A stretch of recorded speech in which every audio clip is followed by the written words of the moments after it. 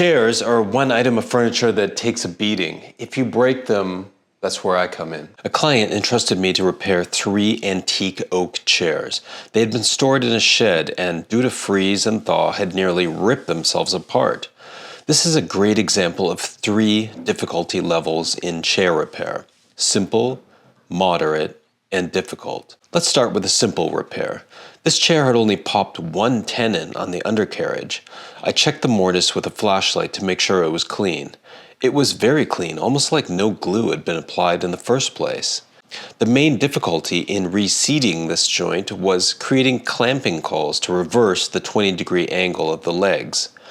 With the cauls in place, I could use clamping pressure straight across. I used a chairmaker's repair glue from Lee Valley with a very slow set time. This glue is reversible in the future in case other repairs need to be made. After leaving the joint in clamps for 24 hours, I pulled on it vigorously to make sure the glue was holding. This was also a good time to clean up dirt and grime that had accumulated around the other joints. Chair number 2 was a moderate repair.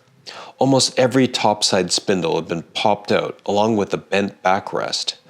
The tenons were intact. The main problem was how to clamp. Clamps are made for perpendicular opposing surfaces, and they'll slip off when applied to a curved form.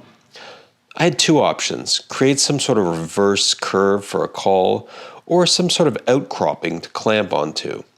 In the end, I went for the outcropping. It allowed me to put the clamp a little lower. One thing about repair glue is it's very liquid. With so many joints in play, there's a lot of spill and cleanup afterwards. Finally, it was time for the difficult repair. Although the damage was limited to the undercarriage, there was 1 tenon that had broken. There was also some chewing gum from the 1950s that gave me great pleasure to chisel off. After some research, the broken tenon left me with a few options, such as drilling and driving an ugly screw through the whole thing. But I wanted to make the repair as invisible as possible, so I chose an internal dowel to bridge the broken joint. I actually had to really sit down and write my way through the entire repair to visualize it first, as well as carefully label all the components.